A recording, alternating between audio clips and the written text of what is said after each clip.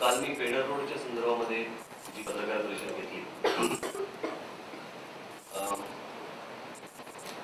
त्याच्यावरती आज शिवसेनेने एक पत्रक काढले. मला मुंबईला सगळे प्रेसचेच आपले सर्व लोक मला विचारत होते की तुम्ही आता लगेच बोलणार का लगेच. मुंबईत मला बोलता नाही आलं आणि इथे यायचं होतं डोंबिवलीला.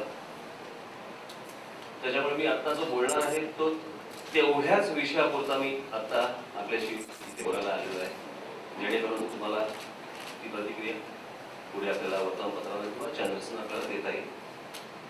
आणि त्याच्यासाठी म्हणूनची आजची पत्रकार परिषद आहे.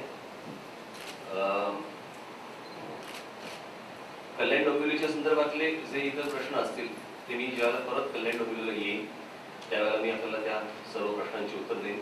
याचं कारण मला तर पुढे त्या महोत्सवाला जायचे, अजून 2 उद्घाटनं आहेत, त्याच्यामुळे मला तिथे जाणं भाग घेणं तर आपल्याशी बोलायला मला नेहमीच मजा येते, आनंद वाटतो.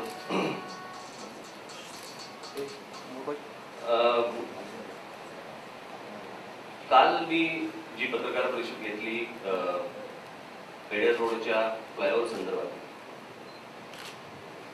आणि त्या माझ्या पत्रकार परिषदेमध्ये मी सर्वच गोष्टी मला असं वाटतं मी क्लिअर केल्या होत्या. खरं तर त्या पत्रकार परिषदेनंतर काही पत्रक कोणाला काढायची आवश्यकता होती असंच मुळात मला वाटत नाही. कोणी कशाला त्याच्यामध्ये का पडले मला अजूनही कळत नाही. कालच्या पत्रकार परिषदेमध्ये जर समजा आपण नीट पाहिलं असेल, ऐकलं असेल तर आपल्याला लक्षात आलं असेल की तो विषय हा काही लता मंगेशकर किंवा आशा भोसले यांच्या भोवतीचा नव्हता, तो आहे तो फ्लायओव्हरच्या संदर्भातला होता. आणि माझं हेही वाक्य आहे कालच्या पत्रकार परिषदेमध्ये की लता दिदींना आणि आशाताईंना पुढे करून पेडर रोडकर वासी म्हणजे पेडर रोडचे जे रहिवासी आहेत हे आपला अजेंडा राबवत आहेत, त्या दोघींना पुढे करून. मला असं वाटतं 10 वर्षापूर्वी लता दिदी त्याच्यावरती बोलल्या होत्या, त्याच्यानंतर 10 वर्षात गेल्या, 10 वर्षात त्या काही बोललेल्या नाहीये. त्याच्यामुळे तो पेडर रोडचा फ्लायओव्हर आणि लता दिदी असं काहीतरी ते समीकरण करून टाकायचं. त्याच्यामुळे लता दिदी किंवा आशाताई यांच्यावरती चिखलफेक करण्याचा एक तर मुळात मध्ये त्यांच्याबद्दल मला किती आदर आहे आणि तो वैयक्तिक आदर आणि सांगीतिक आदर, संगीताचा आदर, हे मला असं वाटतं इतर कोणी मला शिकवायच्याही धंद्यात पडू नये.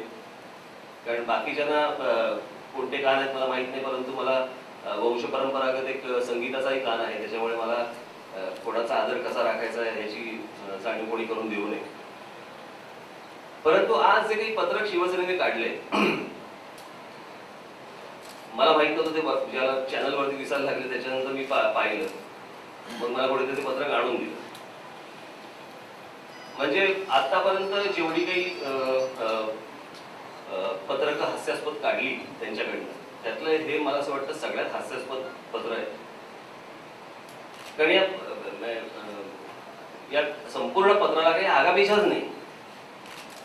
खरं तर मला प्रत्येक वाक्यावरती ह्याला बाउंड्रीच्या बाहेर किंवा स्टेडियमच्या बाहेर मला बॉल फेकता येईल, कारण पत्रकच तसं आहे. मुळात उगाच एक तर ह्यांना पडायची गरज काय होती. हा विषय लता दिदी किंवा आशाताईंचा विषयच नसून हा पेडर रोडच्या जे रहिवासी जे याला विरोध करतायत, आणि आज तो जो बॉटलनेक झालेला आहे तिथे जवळपास आज दिवसभरातनं 1 लाखाच्या वरती गाड्या जातात. जवळपास 10 लाखाच्या आसपास लोक तिकडून प्रवास करतात. आणि जर तिथे त्या फ्लायओव्हरची गरज असेल तर तो का थांबवला जातोय हाच माझा फक्त प्रश्न होता. आणि याच्यावरती हे अशा प्रकारचं पत्रक, आता हे पत्रक मला इथे जेव्हा मला मिळालं, काय पण पत्रक काढतात.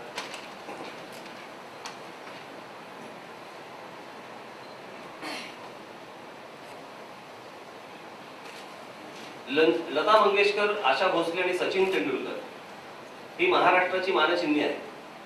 कोण नाही म्हणते? ते काय पत्रक काढायला लागतं याच्यासाठी? मग सचिन तेंडुलकर जर समजा मानचिन्ह आहे तर तो ज्याला नवीन घरामध्ये राहायला गेला त्यावेळेला महानगरपालिकेने, मुंबई महानगरपालिकेने त्याला 5 लाख रुपयाचा दंड ठोकला. ते 5 लाख रुपये त्यांनी भरले, कारण ते काहीतरी त्याला ओसी अजून आली नव्हती आणि तो घरी राहायला गेला होता. बरोबर आहे. त्याला एक ठराविक दिवशी त्याला घरी जायचं होतं, तोपर्यंत महानगरपालिकेची ओसी नाही आली. बरोबर. त्याला 5 लाख रुपयाचा दंड ठोकला. ही काय महाराष्ट्राची शान? काय ते शब्द काय त्यांचा? मानचिन्ह. ही काय मानचिन्हाची लक्षण आहे? महानगरपालिका यांच्या हातात. तेव्हा बराच सन्मान राखला त्या सचिन तेंडुलकरचा. आणि त्याच्यापुढे काय त्याच्यामध्ये म्हटलंय की नियमात बसत नसतानाही सचिन तेंडुलकरच्या बंगल्यासाठी वाढीव FSI देण्याची मागणी ज्यांनी केली तेच लोक पेडर रोड पुलाच्या निमित्ताने लता मंगेशकर, आशा भोसले यांना टीकेचं लक्ष करत आहेत. सचिन तेंडुलकरने UD अर्बन डेव्हलपमेंट डिपार्टमेंटला एक पत्र लिहिलं की मला असा असा FSI हवा आहे, ज्याची मी किंमत भरायला तयार आहे. बरोबर आहे. ही अनधिकृत गोष्ट आहे का अधिकृत? जर समजा नियमात बसतं किंवा नाही बसत याचा निर्णय समजा सरकारने घेतला. बरोबर. सरकारने त्यांना काय सांगितलं की तुमचं पत्र मिळालं. बरोबर आहे. या FSI पेक्षा तुम्हाला एक जी मधली जागा होती त्याच्यावर फक्त वरून कव्हर करायचं होतं. त्याला FSI घेऊन काही मजला वाढवायचा नव्हता. त्यांच्या कोणीतरी सहकार्याने त्यांना सल्ला दिला की तुम्ही अर्बन डेव्हलपमेंट डिपार्टमेंटला पत्र लिहा. आता हे पत्र, हे अधिकृत पत्र, म्हणजे सचिन तेंडुलकरने असं नव्हतं सांगितलं की मला अनधिकृत गोष्ट करायची आहे, मला परवानगी द्या, किंवा मला अनधिकृत FSI द्या, असं नव्हतं सांगितलं. सगळं लिगलच होतं. त्यावरची अजून गोष्ट म्हणजे राज्य सरकारने त्यांना सांगितलं की ही गोष्ट महानगरपालिकाच तुम्हाला परवानगी देईल. त्याला काय म्हणतात ते परगोला, परगोल्याची परवानगी. ती परगोल्याची परवानगी ऑफिशियल ती मुंबई महानगरपालिकेने दिली. आता ती ऑफिशियल आहे का अनऑफिशियल? महानगरपालिका यांच्या हातात.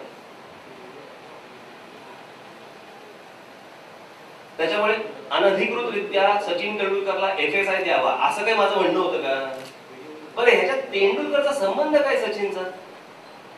म्हणजे विषय फ्लायओव्हरचा. तो फ्लायओव्हर व्हावा की न व्हावा, ही काय तेंडुलकर वर्सेस मंगेशकर मॅच आहे का? ह्याच्यात तेंडुलकरांचाही काही संबंध नाही, बाकीच्यांचाही काही संबंध नाही. विनाकारण उगाच काहीतरी ओढून आणायचं, खेचून आणायचं. कशाचा कशाला धानपत्ता नाही. पहिलं वाक्य काय त्याचं? पेडर रोडच्या उड्डाणपूल करायचा की नाही करायचा ते सरकार ठरवेल. बरोबर ना? मग जैतापूरचा प्रकल्प पण करायचा की नाही करायचा हे सरकार ठरवेल. तुम्ही कशाला जाऊन आंदोलन करताय?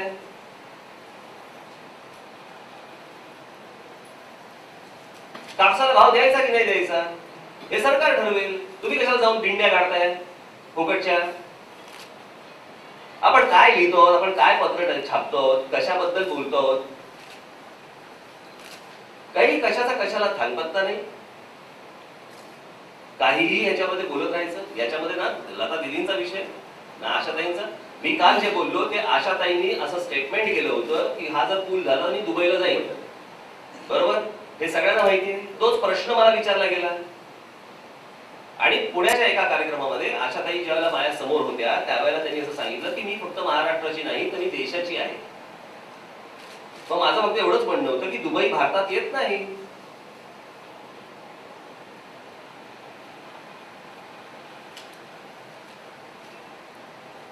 आणि आतापर्यंत मला सांगा की अनेकदा सामनामधनं सचिन तेंडुलकर बद्दल काय इतरही अनेक गोष्टी आल्या. आपलं पीक सांभाळ, बाकीच्या ठिकाणी पडू नकोस, किंवा सचिन तेंडुलकर हा खिशात हात घालत नाही, बॅटरी विकतो आणि इतर गोष्टी विकतो, आणि अशा प्रकारच्या टीका ह्या सामनाबद्दल पण झालेल्या आहेत आतापर्यंत. हा काय महाराष्ट्राचा सन्मान होता का? मग ही सचिन तेंडुलकरवरची चिखलफेक नव्हती. आपण अगोदर काय बोलून ठेवलंय, आपण अगोदर काय लिहून ठेवलंय याचं भान तरी ठेवायला पाहिजे असली पत्रकं काढताना. आणि मुळात मला एकच फक्त शेवटचा प्रश्न विचारायचा या पत्रात. हे पत्र कशासाठी काढलं मला माहिती नाही. ह्यांचाही पेडर रोडला काय नाही मला काही कल्पना नाही की कदाचित असेल म्हणून चिडली असेल. परंतु मला या संपूर्ण पत्रामध्ये एकच प्रश्न विचारायचा वाटतो उद्धव ठाकरेंना की पेडर रोडचा फ्लायओव्हर व्हावा की न व्हावा याबद्दल काही मतच नाही. म्हणजे न व्हावा या बाजूचे आहेत का व्हावा या बाजूचे आहेत याचं शिवसेनेचं मत काय आहे हे पत्रात का नाही छापलं?